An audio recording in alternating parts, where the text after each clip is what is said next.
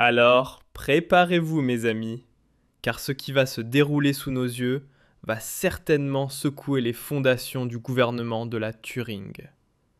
À peine 2 jours plus tôt, on apprenait que Mario Vogt perdait son doctorat, et aujourd'hui, alors préparez-vous mes amis, car ce qui va se dérouler sous nos yeux va certainement secouer les fondations du gouvernement de la Turing. À peine 2 jours plus tôt, on apprenait que Mario Vogt perdait son doctorat et aujourd'hui, il se voit également privé de son poste de professeur. Mais attendez, ce n'est pas la fin. Hier, une liste de ses victimes a été dévoilée au public. Alors, comment pourrait-on désormais attaquer Mario Vogt en justice et l'amener à sa chute complète? Cela pourrait non seulement le ruiner, mais aussi emporter tout le gouvernement de la Turing. Pendant que Mario Vogt prétend avoir la situation bien en main, dans l'ombre, un vote de censure prend de l'ampleur. Honnêtement, on croirait presque être dans un thriller hollywoodien. Attachez vos ceintures, ça promet de secouer. Honnêtement, je ne suis pas un grand adepte de la Schadenfreude. Mais, cette fois-ci, on peut faire une exception. Ce personnage, ce Mettbrötchen, ou plutôt cet individu, n'a pas seulement suscité la colère de tout le land de la Turing, il a littéralement enfoncé le clou lors de sa conférence de presse d'hier. Un minimum de dignité et d'honneur aurait dû l'amener à annoncer sa démission sur le champ. Mais non, ce type s'avance devant les caméras et commence à déclarer que la Turing a besoin de lui et qu'il compte continuer son travail. Non, personne n'a besoin de lui. Ce personnage mou et sans aucune colonne vertébrale est tout simplement pitoyable. Mais avant de nous concentrer sur l'effondrement du gouvernement régional et les poursuites des victimes de Mario Vogt, jetons un dernier regard sur son titre de professeur. Saviez-vous que Mario Vogt détenait un titre de professeur? Eh bien, plus maintenant. Il a aussi perdu ce titre. Vogt perd son titre de professeur. Le masque du politicien CDU se fissure un peu plus chaque jour, et Carstenian résume parfaitement la situation. Désormais, il n'a même plus son titre de professeur.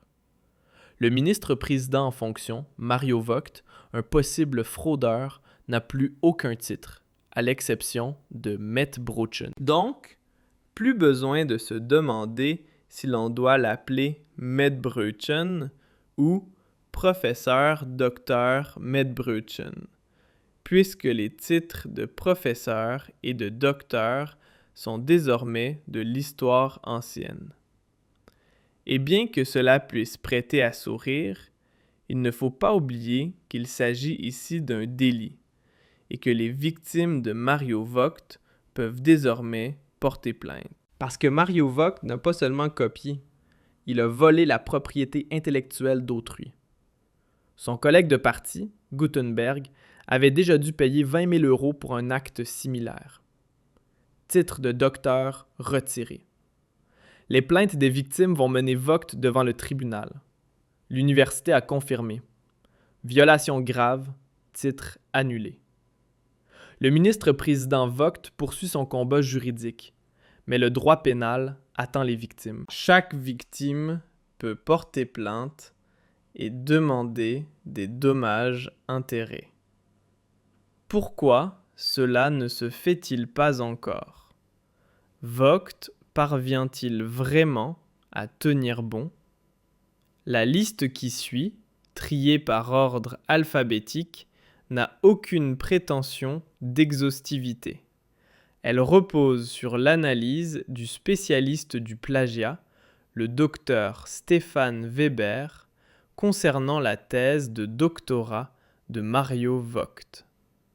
Chacune des personnes dont les droits d'auteur ont été violés par Vogt peut porter plainte et réclamer des indemnités. La liste des personnes potentiellement concernées est longue.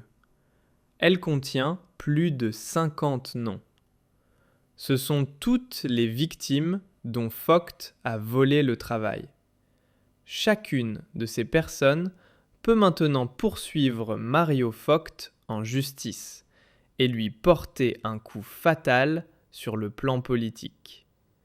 Peut-être qu'une action collective verra le jour. Je vous tiendrai bien sûr informé de l'évolution. Mais en tout cas, on peut déjà affirmer avec certitude que la situation en Thuringen va exploser. La faction de l'AfD en Thuringe a annoncé un vote de censure constructif contre le ministre-président Vogt. Vogt n'est plus digne de confiance et ne mérite plus d'être le père de l'État, a déclaré le chef de l'AfD, Björn Höcke, dans sa déclaration.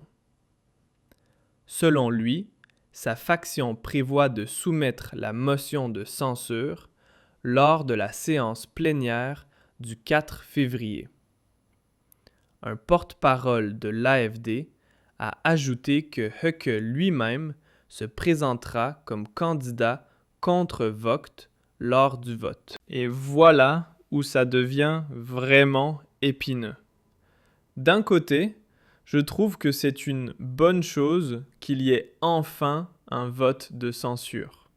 Mais de l'autre, il faut bien reconnaître que la situation en Thuringe est particulière. Car on ne peut pas simplement destituer quelqu'un sans avoir un candidat alternatif prêt à prendre sa place. Et là, je ne pense pas que Höcke obtiendra la majorité avec la situation actuelle. Mais l'affaire devient intéressante. Car qui dit qu'il n'y aura qu'un seul candidat proposé par l'AfD? Le BSW pourrait aussi proposer un contre-candidat, s'allier avec l'AfD et constituer ainsi un nouveau gouvernement. Et voilà le point crucial que beaucoup n'ont pas saisi. Même si le vote de censure échoue, Vogt serait politiquement fini.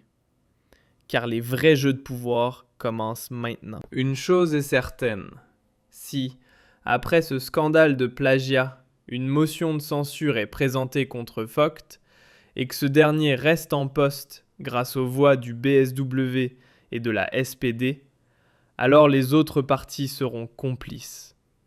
On pourrait voir les vieux partis se protéger mutuellement par pure soif de pouvoir, même face à des actes criminels flagrants. Il est donc très probable que la SPD et le BSW exerceront une pression énorme sur Vogt pour qu'il démissionne volontairement afin d'éviter une humiliation lors des élections à venir. La question qui se pose alors est la suivante. Mario Vogt est-il politiquement fini